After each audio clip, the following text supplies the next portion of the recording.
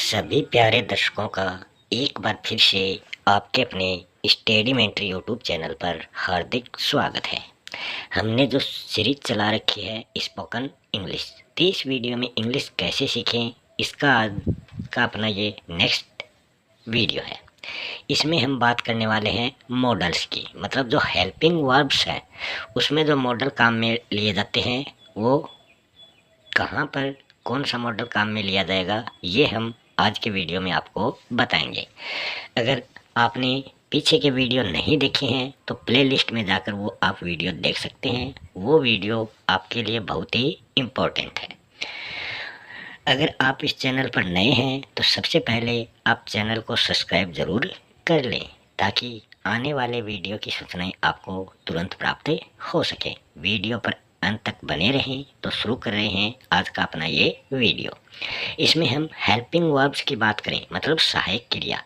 इसमें जो मॉडल्स हम प्रयुक्त करने वाले हैं, ये मॉडल्स क्या करते हैं, विभिन्न मनोभावों को प्रकट करते हैं। तो जो अपने मनोभाव हैं, अपने जो मन के भाव हैं, उनको प्रकट करने के लिए मॉडल का प्रयोग किया जाता है। इसमें हम बात करेंगे सबसे पहले कैन। कैन जो है ये प्रेजेंट टेंस में इसका प्रयोग किया जाता है और इसका जो पास्ट टेंस हो जाएगा कैन का, वो हो जाएगा कुड। तो कैन कहाँ कहाँ पर प्रयुक्त होगा ये हम देखते हैं। सबसे पहले हम बात करें पावर, जो शक्ति होती है उसके लिए कैन का प्रयोग किया जाता है। एबिलिटी मतलब योग्यता, कैपेसिटी मतलब क्षमता, पॉसिबिलिटी मतलब सामान्य संभावना, कैपेबिलिटी मतलब सामर्थ्य, इनके लिए कैन का प्रयोग किया जाता है। फिर हम बात करेंगे कुड। कुड जो है ये कैन का, कैन प्रेजेंट है तो कुड हो जाएगा पास्ट टेंस में। दोनों का अर्थ क्या होता है, सकना या सका, तो दोनों का अर्थ इसमें समान हो जाएगा। और ऊपर जितने भी एबिलिटी, कैपेसिटी जितने भी दिए हैं, ये सभी के अलावा पोलाइट रिक्वेस्ट जो है, मतलब विनम्र निवेदन, ये इसके लिए कुड का प्रयोग होता है। तो ऊपर वाले जो हमने बताए हैं उनके साथ कैन और कुड दोनों का प्रयोग होगा, मगर आपको टेंस देखना है प्रेजेंट है या पास्ट है। सबसे पहले हम कैन के कुछ एग्जाम्पल लेते हैं। सबसे पहला एग्जाम्पल है you can not go there, मतलब आप वहाँ नहीं जा सकते। How can I tell this, मतलब मैं यह कैसे कह सकता हूँ। अगला है you can depend upon me, मतलब आप पूरी तरह से मुझ पर निर्भर रह सकते हैं। अगला है यू कैन ट्रस्ट अस, मतलब आप हम पर विश्वास कर सकते हैं। अगला है I can play on piano, मतलब मैं पियानो बजा सकता हूँ। What can we do for you, मतलब हम आपके लिए क्या कर सकते हैं।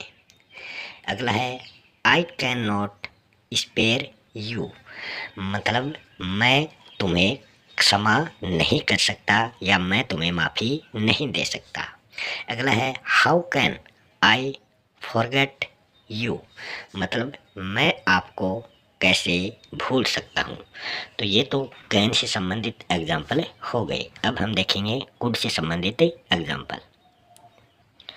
तो यहाँ हम बात करें कैन जो है उसकी सेकेंड फॉर्म जो है वो कुड होती है। तो कुड का प्रयोग हम पास्ट टेंस में करते हैं। तो इसमें पहला एग्जाम्पल देखें, we could not go there, मतलब हम वहाँ नहीं जा सकते। फिर हम बात करें you could wait for me, मतलब आप मेरी प्रतीक्षा या इंतज़ार कर सकते थे। अगला है how could you help me, मतलब how could you help me का अर्थ हो जाएगा तुम मेरी सहायता किस प्रकार कर सकते थे। अगला है she could not help weeping, मतलब वह रोए बिना न रह सकी। अगला है you could not clear their account. तो इसका अर्थ हो जाएगा तुम उनका हिसाब भी न चुका सके। अगला है you could do nothing for your parents, मतलब तुम अपने माता पिता के लिए कुछ भी नहीं कर सके। तो हमने कैन और कुड के एग्जाम्पल देख लिए हैं। अब हम आगे बात करें मे, तो मे के एग्जाम्पल हम देखेंगे। यहाँ हम मे और माइट दोनों के बारे में देखेंगे। तो जैसे कैन कुड होता है वैसे ही मे माइट होता है। मे प्रेजेंट टेंस में आएगा और माइट पास्ट टेंस में आ जाएगा। दोनों का अर्थ एक ही है, सका, सकना या सका। फिर हम बात करें, जैसे कि हम एक एग्जाम्पल देख लेते हैं।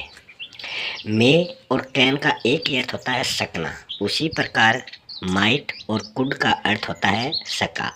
तो इनका एक ही अर्थ होता है कैन और मे का। दोनों में अंतर सिर्फ क्या है वो हम एक एग्जाम्पल से देख लेते हैं। सबसे पहले मान लो हम बात करें, Sita can do this work.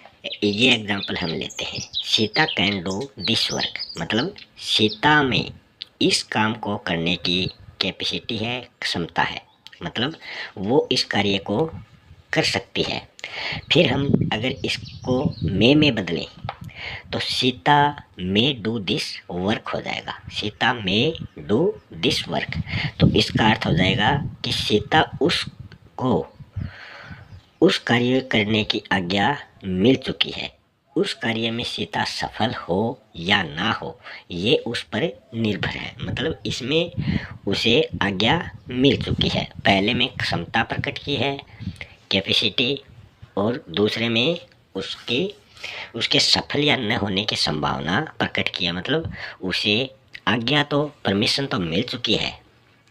तो यहाँ हम देखें मे प्रेजेंट टेंस, तो ये प्रोबेबिलिटी या पॉसिबिलिटी, मतलब संभावना प्रकट करने के लिए मे का प्रयोग होता है।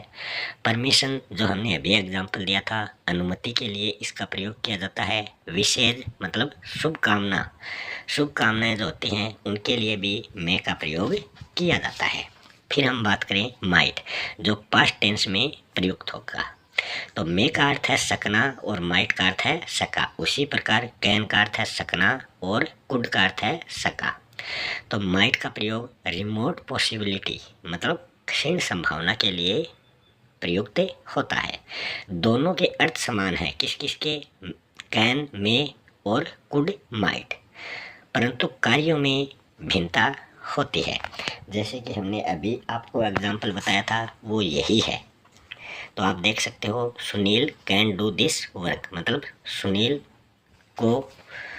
सुनील जो है ये उसको उस कार्य को करने में उसे क्षमता प्राप्त है। या Sunil may do this work, मतलब सुनील को उस कार्य करने की आज्ञा प्राप्त हो चुकी है। तो ये एग्जाम्पल हमने शुरू में ही आपको सीता के एग्जाम्पल के रूप में बता दिए थे। अब हम मे के अगले सेंटेंस देखेंगे। यहाँ हम देखें यू मे इनवाइट हर, मतलब तुम उसे बुला सकते हो। May I come in please, मतलब क्या मैं अंदर आ सकता हूँ। अगला है मे आई गो होम, मतलब क्या मैं घर जा सकता हूँ। Work hard so you may pass, मतलब परिश्रम करो ताकि सफल हो जाओ। तो आप इंग्लिश स्पोकन सीखने का प्रयास करो, आपको एक दिन सफलता अवश्य प्राप्त होगी। यही इस सेंटेंस में बताया गया है। अगला है you may keep this pen, मतलब तुम यह कलम ले सकते हो। May I talk to you, मतलब क्या मैं आपसे बात कर सकता हूँ। If you like you may go, यदि आप चाहें तो आप जा सकते हैं। तो ये तो हमने मे से संबंधित एग्जाम्पल देखे हैं। अब हम देखेंगे माइट से संबंधित एग्जाम्पल। तो यहाँ हम बात करें मे की सेकेंड फॉर्म जो होती है वो माइट होती है। सबसे पहला एग्जाम्पल है he might have sent money, मतलब शायद उसने पैसे भेज दिए हों। दूसरा है you might have met him, मतलब शायद आप उससे मिले हों। अगला है he might have forgotten me, मतलब शायद वह मुझे भूल गया हो। ही माइट हैव कम, शायद वह आ गया हो। अगला है she might have got the prize, PRIZD, ये फुल इसकी स्पेलिंग है। यहाँ पर हम ये पूरी स्पेलिंग नहीं है, ये फुल स्पेलिंग इसकी हो जाएगी PRIZD। तो इसका अर्थ हो जाएगा शायद उसे इनाम मिला हो। अगला है she might have put the purse somewhere, तो इसका अर्थ हो जाएगा शायद उसने पर्स कहीं रख दिया हो। अगला है she might have prepared food for me, मतलब शायद उसने मेरे लिए खाना बनाया हो। तो हमने 4 मॉडल्स कंप्लीट कर लिए हैं, कैन, कुड, मे, माइट। अब हम चलते हैं मस्ट की ओर। अगला जो मॉडल है वो है मस्ट। मस्ट का अर्थ होता है जरूरी या आवश्यक कार्य या फिर पक्का इरादा अगर हम प्रकट कर रहे हैं तो वहाँ पर मस्ट का प्रयोग किया जाता है। कंपल्सन मतलब बाध्यता, नेसेसरी अनिवार्यता, ड्यूटी कर्तव्य, प्रोहिबिशन निषेध। इन ये जो शब्द जहाँ भी अपने भाव प्रकट करते हैं वहाँ पर मस्ट का प्रयोग हमें देखने को मिलेगा। सबसे पहला एग्जाम्पल हम देखें, we must guide to stray, मतलब हमें भटके हुए लोगों को रास्ता दिखाना चाहिए, मतलब हमें भटके हुए को रास्ता दिखाना चाहिए। दूसरा है यू मस्ट गो होम, मतलब तुम्हें घर अवश्य जाना चाहिए। अगला है we must help the poor, मतलब तुम्हें गरीबों की सहायता करनी चाहिए।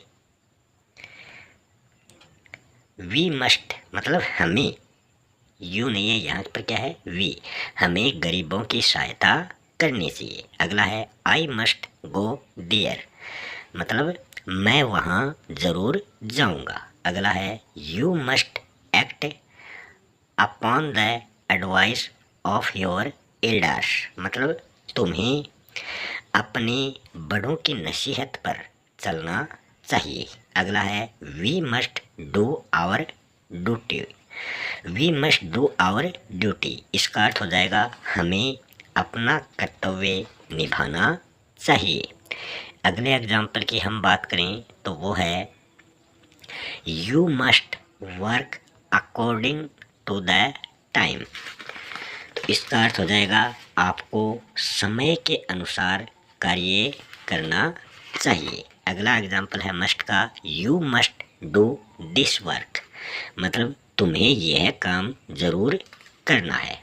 अगला एग्जाम्पल है we must obey your parents, मतलब तुम्हें अपने माता पिता की आज्ञा का पालन अवश्य करना चाहिए।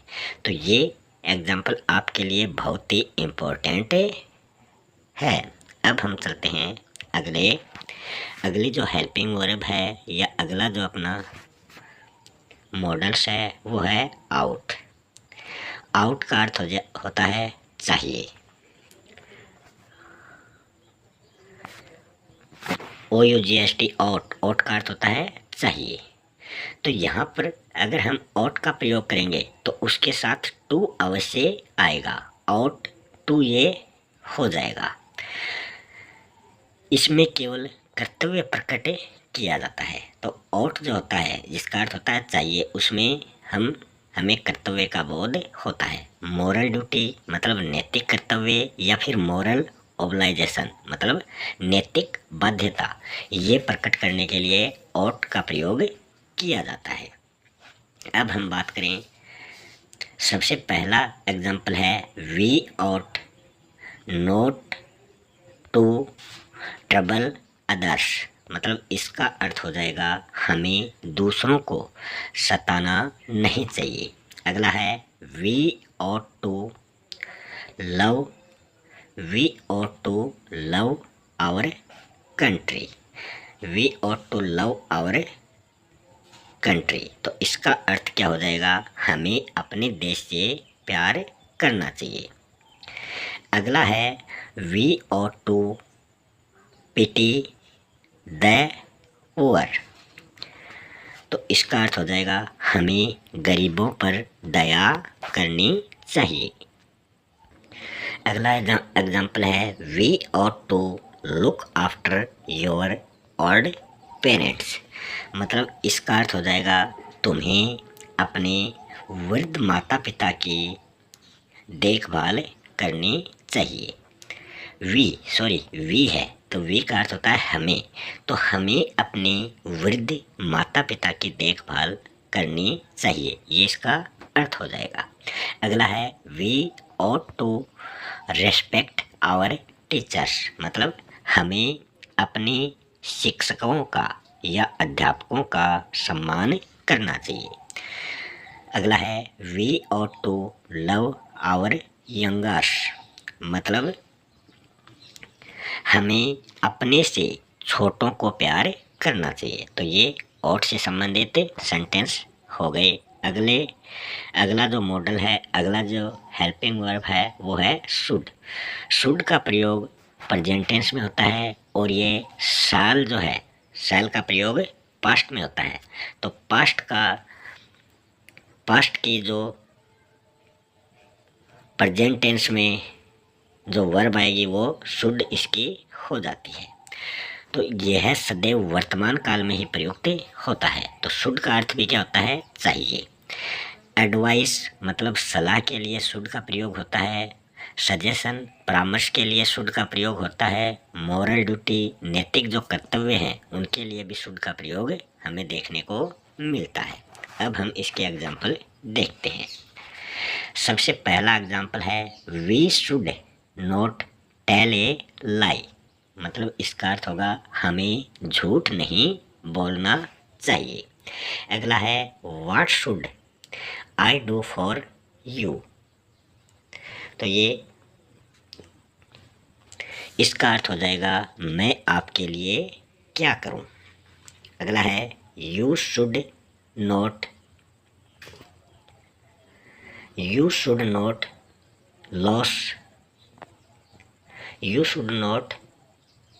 लूज योर टेम्पर, इसका अर्थ हो जाएगा तुम्हें गुस्सा नहीं करना चाहिए।